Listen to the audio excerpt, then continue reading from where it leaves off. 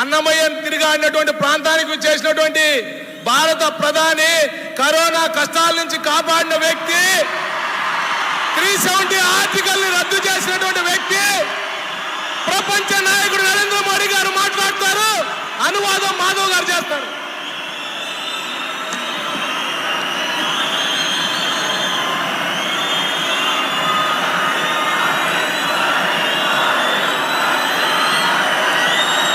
నా ఆంధ్ర కుటుంబ సభ్యులందరికీ నమస్కారాలు. मैं तिरुपति वेंकटेश स्वामी को श्रद्धापूर्वक प्रणाम करता हूं. भक्ति धारा के संत अन्नामैया को नमन करता हूं. यहां तिरुपति और चित्तूर से भी अनेक साथी आए हैं. आप सभी का भी अभिनंदन करता हूं. నేను తిరుపతి వెంకటేశ్వర స్వామికి నమస్కారం తెలియజేస్తున్నాను. భక్తి ప్రదాత అయిన సంత అన్నమయ్యకి ప్రణామాలు తెలియజేసుకుంటున్నాను. తిరుపతి మరియు చిత్తూరు నుండి ఇక్కడికి వచ్చిన మిత్రులందరికీ కూడా నేను అభినందనలు తెలియజేసుకుంటున్నాను. भाई और बहनों, रायलसीमा में सामर्थ्य की कोई सीमा नहीं. यहां माइंस हैं, यहां मिनरल्स हैं, यहां दिव्य भव्य टेम्पल्स हैं, यहां मेहनती किसान हैं, टैलेंटेड नौजवान हैं और टूरिज्म की अपार संभावना है. इसलिए आज मोदी आपके पास आशीर्वाद लेने के लिए आया है. मोदी का लक्ष्य है रायलसीमा का डेवलपमेंट नई ऊंचाई पर पहुंचे. मोदी का लक्ष्य है आंध्र प्रदेश का विकास. मोदी लक्ष्यम आंध्र प्रदेश विकासम. సోదరి సోదరులారా, రాయలసీమలో ఎన్నో సమస్యలు ఉన్నాయి. ఆ సమస్యలకి హద్దే లేదు. ఇక్కడ గనులు ఉన్నాయి మరియు ఖనిజాలు ఉన్నాయి.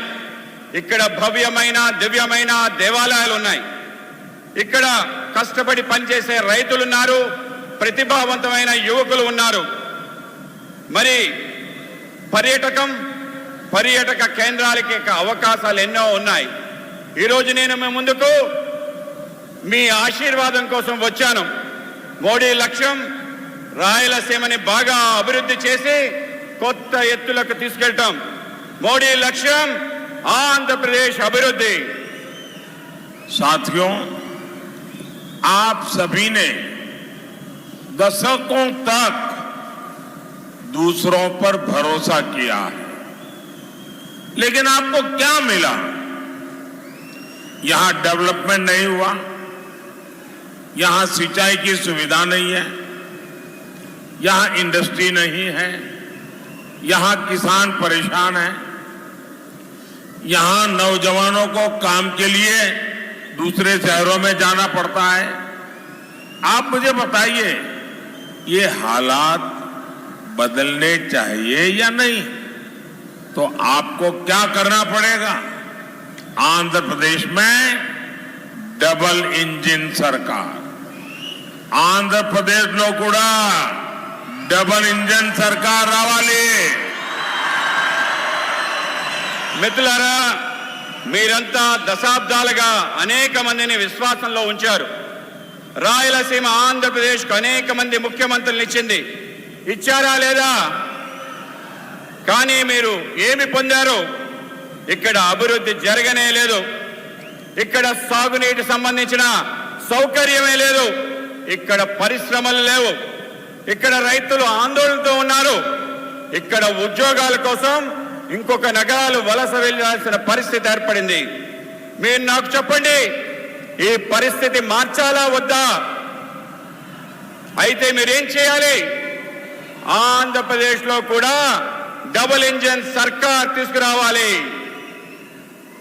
साथियों, आंध्र प्रदेश की जनता ने बड़ी उम्मीदों के साथ वाईएसआर कांग्रेस सरकार बनाई थी, लेकिन इन्होंने आपके साथ विश्वासघात किया।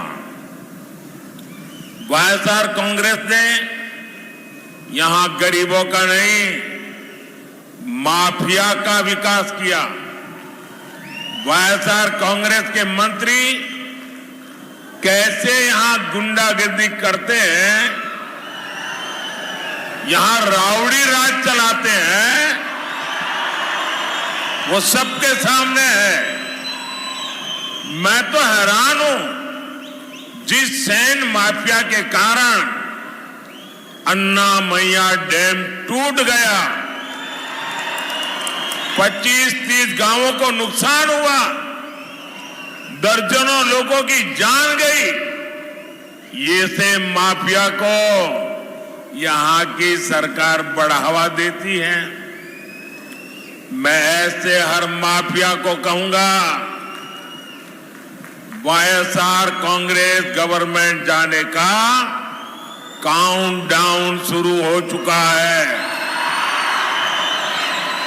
एनडीए सरकार यहां के हर माफिया का इलाज करेगी, पक्का ट्रीटमेंट करेगी। మిత్రులారా, ఆంధ్రప్రదేశ్లో అనేక ఆకాంక్షలతో వైఎస్ఆర్ ప్రభుత్వాన్ని మనం ఏర్పాటు చేసుకున్నాం. కానీ వాళ్ళు మనతో విశ్వాసఘాతకం, మోసం చేశారు. వైఎస్ఆర్ కాంగ్రెస్ ఇక్కడ పేదవాళ్ళని కాకుండా మాఫియాని అభివృద్ధి చేశారు. వైఎస్ఆర్ పార్టీ మంత్రులు గుండాయిజం చేస్తున్నారు. ఇక్కడ ఒక రౌడీ రాజ్యాన్ని నిర్మిస్తున్నారు. అది మీరందరూ చూస్తున్నారు. ఇక్కడ ఇసుక మాఫియా కారణంగా అన్నమయ్య డ్యాం కొట్టుకుపోయింది. అది నేను చూసి ఆశ్చర్యపోయాను. 25-30 గ్రామాలు నష్టం చేకూరింది. 12 మంది మరణించారు. ఇలాంటి మాఫియా ఇక్కడ ప్రభుత్వం మద్దతు లభిస్తుంది. నేను ఇలాంటి ప్రతి మాఫియాకి చెప్పదలుచుకున్నాను, మీ యొక్క కౌంట్ డౌన్ మొదలైందని. ఎన్డీఏ ప్రభుత్వం ఇక్కడ ప్రతి మాఫియాకి చికిత్స చేస్తుంది, ఒక్కొక్కరిని పక్కా ట్రీట్మెంట్ చేస్తుందని తెలియజేస్తున్నాను. आप बताइए, आपके जीवन में साफ पानी जरूरी है या नहीं? मोदी घर घर पाइप से पानी पहुंचाना चाहता है, लेकिन यहां की सरकार जल जीवन मिशन में भी ठीक से सहयोग नहीं करती। पोलावरम प्रोजेक्ट के साथ इन्होंने क्या किया, ये आप इतने सालों से देख रहे हैं। इन्होंने रायलसीमा के किसानों को भी इरिगेशन की सुविधाएं नहीं दी। यहां एनडीए सरकार बनेगी तो सिंचाई के प्रोजेक्ट तेजी से पूरे होंगे। మీరు చెప్పండి, మీ జీవితంలో స్వచ్ఛమైన నీళ్లు అవసరమా లేదా? ఇంటింటికి పైప్ లైన్ ద్వారా నీటిని అందించాలని మోడీ కోరుకుంటున్నారు. కానీ ఇక్కడ ప్రభుత్వం జల జీవన్ మిషన్ కి సరైన సహకారం అందించడం లేదు. పోలవరం ప్రాజెక్ట్ కోసం వాళ్ళు ఏమి చేశారో మనందరం ఇన్ని సంవత్సరాల నుంచి చూస్తున్నాం. వీళ్ళు రాయలసీమ రైతాంగానికి సాగునీటి కల్పించడం లేదు. ఇక్కడ ఎన్డీఏ ప్రభుత్వం వస్తే ప్రాజెక్టులన్నీ త్వరితగతిన పూర్తి చేస్తాయని మీ అందరికీ వాగ్దానం చేస్తున్నాను. साथियों, जब स्ट्रांग गवर्नमेंट होती है तो देश भी स्ट्रांग होता है। आज भारत स्ट्रांग है कि नहीं है? यहां से तो बहुत सारे साथी गल्फ के देशों में है, गल्फ के देशों में भारतीयों की आज रिस्पेक्ट बढ़ी है कि नहीं बढ़ी है? वहां किसी भी साथी को प्रॉब्लम होती है तो मोदी सॉल्व करता है। अभी कतर में हमारे साथी फंस गए थे। 10 साल पहले वाली कांग्रेस सरकार होती तो उनका बचना मुश्किल था, लेकिन हम उन साथियों को सुरक्षित वापस लाए। ऐसा क्यों हुआ? क्योंकि आपने एनडीए की मजबूत सरकार बनाई, इसलिए आपका हर वोट एनडीए को मिलना चाहिए। మిత్రులారా, ఎప్పుడైతే ఒక శక్తివంతమైన ప్రభుత్వం ఉంటుందో అప్పుడు దేశం శక్తివంతంగా మారుతుంది. ఈరోజు భారతదేశం శక్తివంతంగా బలంగా ఉందా లేదా? ఇక్కడి నుంచి అనేక మంది మిత్రులు మిడిల్ ఈస్ట్ గల్ఫ్ లో ఉన్నారు. గల్ఫ్ లో నివసిస్తున్న భారతీయులకు ఇప్పుడు గౌరవం పెరిగిందా లేదా? అక్కడ మన మంత్రులు ఎటువంటి సమస్యలు వచ్చినా వెంటనే మోడీ ఆ వాటిని పరిష్కరిస్తారు. ఈ మధ్య ఖతార్లో మన సోదరులు చిక్కుకున్నారు. ఒకవేళ 10 సంవత్సరాల క్రితం కాంగ్రెస్ ప్రభుత్వం ఇప్పుడు ఉంటే వాళ్ళను రక్షించడం చాలా కష్టమయ్యేది. కానీ నేను మన సోదరుల్ని సురక్షితంగా వెనక్కి తీసుకురాగలిగాను. ఇది ఎందుకు జరిగింది? ఎందుకంటే ఎన్డీఏ ఒక దృఢమైన శక్తివంతమైన ప్రభుత్వాన్ని తయారు చేసింది. అందుకే మీ ప్రతి ఓటు एनडीए वेयाली। साथियों, मोदी नेशन बिल्डिंग के मिशन पर निकला है। देश को आगे बढ़ाने के लिए दिन रात मेहनत कर रहा है, लेकिन कांग्रेस देश को रिवर्स गियर में ले जाना चाहती है। कांग्रेस लगातार धमकी दे रही है कि जो बड़े काम पिछले 10 साल में हुए हैं वो उन्हें रद्द कर देगी। कांग्रेस कहती है आर्टिकल 370 को वो वापस लाएंगे फिर से। कांग्रेस कहती है सीएए के कानून को रद्द कर देंगे। कांग्रेस कहती है गरीबों को जो फ्री राशन मिलता है वो योजना बंद कर देंगे। कांग्रेस कहती है देश के गरीबों को फ्री मेडिकल ट्रीटमेंट जो मिलता है वो योजना भी बंद कर देंगे। कांग्रेस कहती है राम मंदिर पर सुप्रीम कोर्ट का फैसला भी पलट देंगे, राम मंदिर पर ताला लगा देंगे। क्या आपको ये सब मंजूर है क्या? మిత్రులారా, మోడీ దేశ నిర్మాణం అనే లక్ష్యంతో బయలుదేరాడు. దేశానికి తీసుకెళ్లడం కోసం పగలు రాత్రి కష్టపడి పనిచేస్తున్నాడు. కానీ కాంగ్రెస్ దేశాన్ని రివర్స్ గేర్ లో వెనక్కి తీసుకెళ్లాలనే ప్రయత్నం చేస్తుంది. కాంగ్రెస్ నిరంతరం బెదిరిస్తుంది.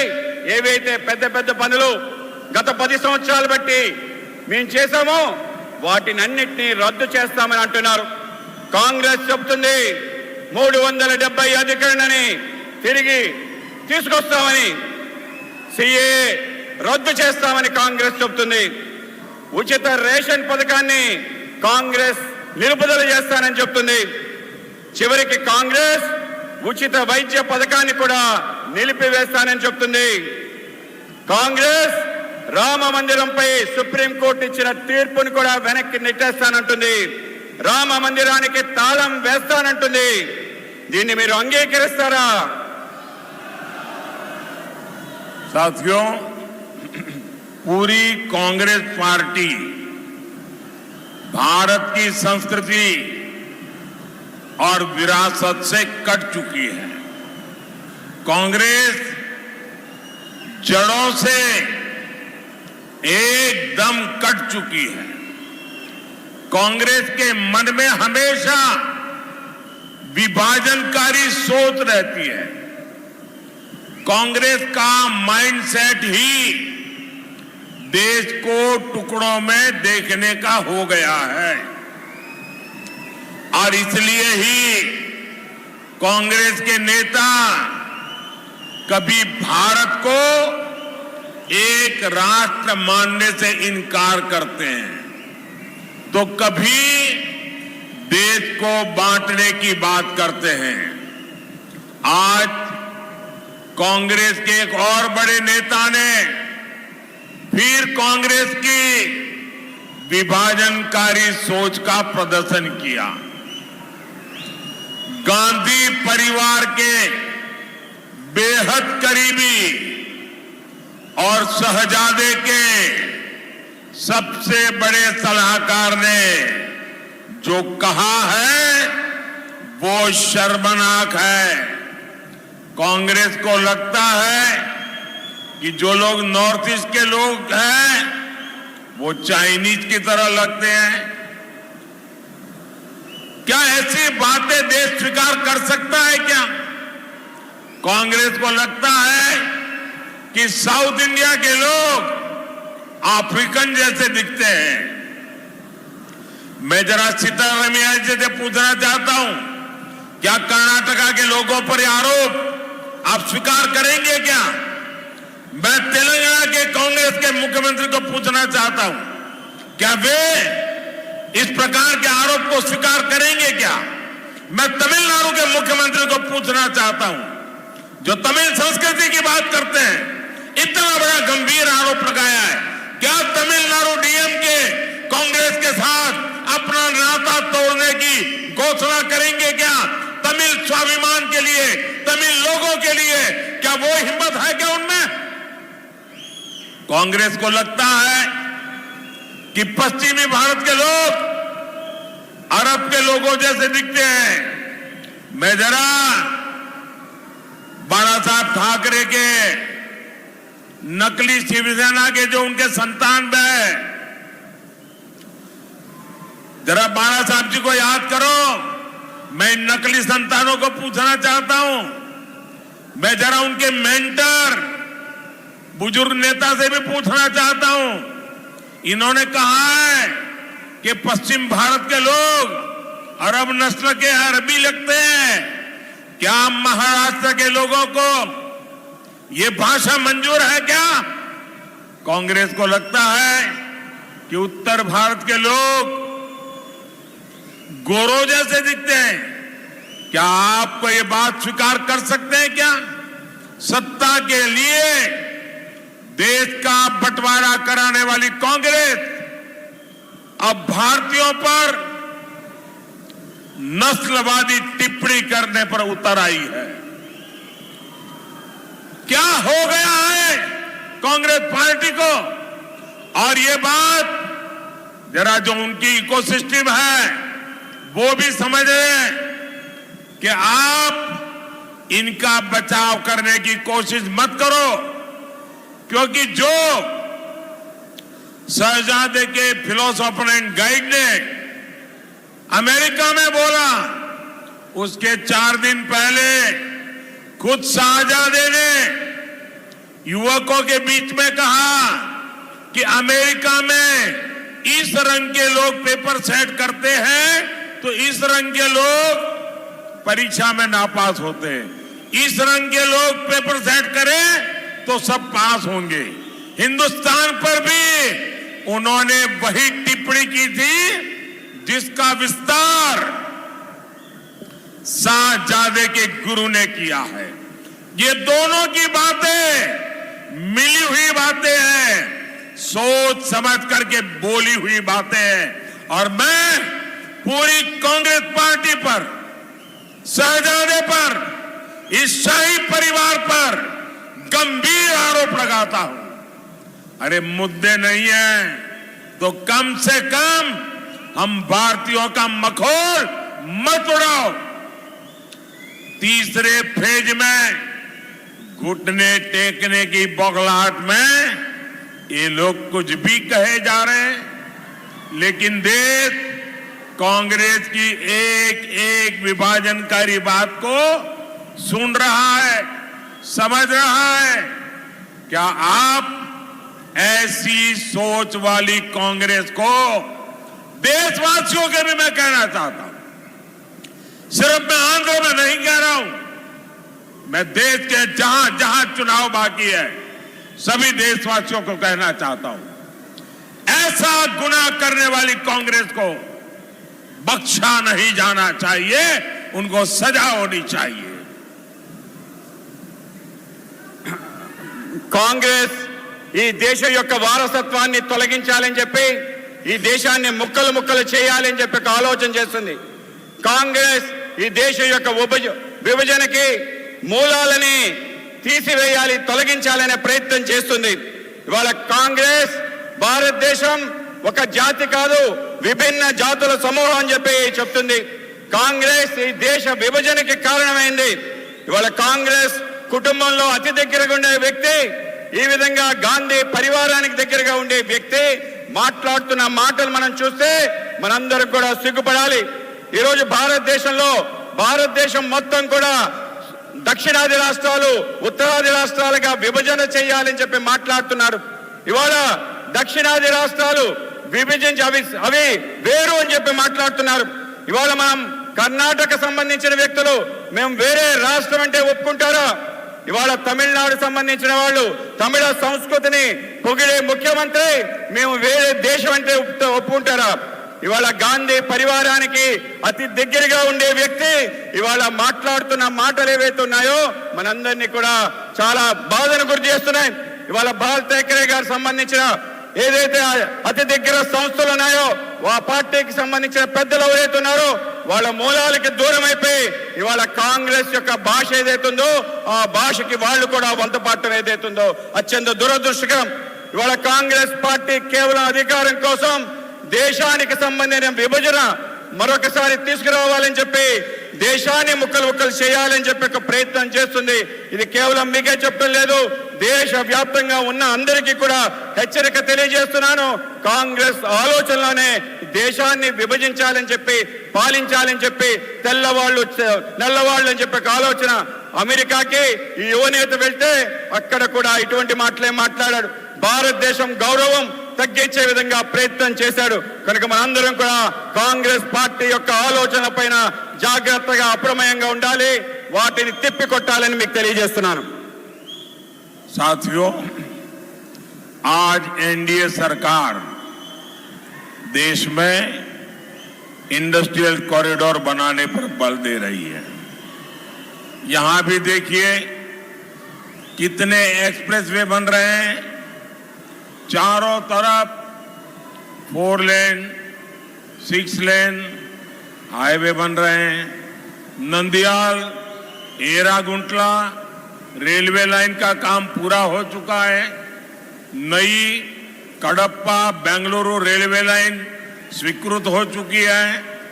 कडप्पा एयरपोर्ट के नए टर्मिनल का निर्माण हो रहा है. आने वाले 5 साल में इंफ्रास्ट्रक्चर के ऐसे हर काम का और विस्तार होगा. बीजेपी ने घोषणा की है कि साउथ में भी बुलेट ट्रेन चलाई जाएगी. आप मुझे बताइए, आंध्र प्रदेश में बुलेट ट्रेन चलनी चाहिए कि नहीं चलनी चाहिए? మిత్రులారా, నేడు దేశంలో పారిశ్రామిక కారిడార్ల నిర్మాణకు ఎన్డీఏ ప్రభుత్వం పెద్దపీట వేస్తుంది. ఇది కూడా చూడండి, దేశంలో అనేక రకాలుగా ఎక్స్ప్రెస్ హైవేలు నిర్మాణం అవుతున్నాయి. అన్ని వైపులా 4 లేన్లు 6 లేన్లు జాతీయ రహదారులు నిర్మాణం అవుతున్నాయి. ఇక్కడ నంద్యాల ఎర్రకుంట్ల రైల్వే లైన్లు పనులు పూర్తయ్యాయి. కడప బెంగళూరు మధ్య కొత్త రైల్వే లైన్ ఆమోదం లభించింది. కడప విమానాశ్రయానికి కొత్త టెర్మినల్ నిర్మాణంలో ఉంది. రాబోయే 5 సంవత్సరాల్లో మౌలిక సదుపాయాల పనులు మరింతగా విస్తరిస్తాయి. బీజేపీ ప్రకటిస్తుంది ఏమిటంటే దక్షిణాది రాష్ట్రాలకు కూడా బుల్లెట్ ట్రైన్ కావాలని. మీరు నాకు చెప్పండి, ఆంధ్రప్రదేశ్కి బుల్లెట్ ట్రైన్ కావాలా వద్దా? साथियों, रायलसीमा के किसानों का जीवन सिर्फ और सिर्फ एनडीए सरकार ही बदल सकती है. यहां टमाटर बहुत उगाया जाता है। आने वाले 5 साल में हम टमाटर जैसी सब्जियों के लिए स्पेशल स्टोरेज के क्लस्टर बनाने जा रहे हैं। पुलिवेंदुला में बनाना प्रोसेसिंग क्लस्टर से किसानों और नौजवानों को बहुत लाभ हो रहा है। आने वाले 5 सालों में फूड प्रोसेसिंग इंडस्ट्री का विस्तार होगा। इसमें भी एफपीओ यानी फार्मर प्रोड्यूसर ऑर्गेनाइजेशन को मदद दी जाएगी। మిత్రులారా, రాయలసీమలో రైతుల జీవితాన్ని కేవలం ఎన్డీఏ ప్రభుత్వం మార్చగలుగుతుంది. ఇక్కడ టమాటా పంటను విస్తారంగా పండిస్తారు. రాబో 5 సంవత్సరాల్లో మేము టమాటో మరియు ఇతర కూరగాయల కోసం ప్రత్యేక శీతల గిడ్డంగులు క్లస్టర్లను సృష్టించబోతున్నాం. పులివెందుల్లో అరటి పండు ప్రాసెసింగ్ క్లస్టర్ల వల్ల రైతుకు యువతకు లబ్ధి చేకూరుతుంది. రానున్న 5 సంవత్సరాల్లో ఫుడ్ ప్రాసెసింగ్ రంగంలో మరింతగా విస్తరిస్తుంది. ఇందులో కూడా ఎఫ్పిఓ రైతు ఉత్పాదక సంస్థలకు సహకారం అందించబడుతుంది. एनडीए के जितने भी हमारे ये कैंडिडेट हैं, एमएलए का चुनाव भी साथ साथ है। हमारे सभी एमएलए के जो उम्मीदवार हैं, आप सबसे मेरा आग्रह है, इस क्षेत्र के कल्याण के लिए इन सबको विजयी बना करके भेजिए। इनके अलावा राजमपेट लोकसभा सीट से भाजपा प्रत्याशी मेरे मित्र किरण कुमार रेड्डी, चित्तूर लोकसभा सीट से टीडीपी प्रत्याशी प्रसाद राव, तिरुपति लोकसभा सीट से बीजेपी प्रत्याशी वारा प्रसाद राव, कड़प्पा लोकसभा सीट से टीडीपी प्रत्याशी भूपेश रेड्डी, इन मेरे सभी साथियों को जिता करके दिल्ली भेजिए।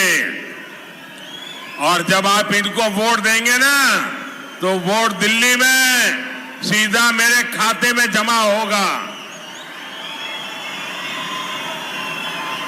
साथियों, ज्यादा से ज्यादा मतदान कराएंगे। ज्यादा से ज्यादा पोलिंग बूथ जीतेंगे। अच्छा, मेरा एक काम करेंगे, घर घर जाइएगा और कहिएगा कि अपने मोदी जी आए थे और मोदी जी ने आप सबको नमस्कार कहा है। मेरा नमस्कार पहुंचा देंगे।